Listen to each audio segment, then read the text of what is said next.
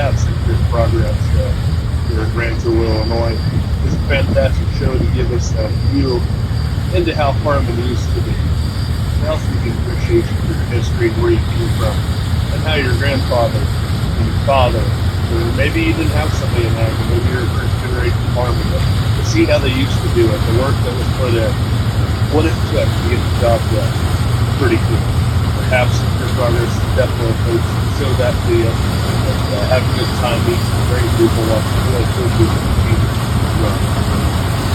Now for historical value, just a heads up, they did not unload on the Joe. That was definitely a thing they didn't do when the combine finally became self-propelled. I'm not sure when that started, but that would be an accurate scene what we're seeing now. The dang it sure looks cool.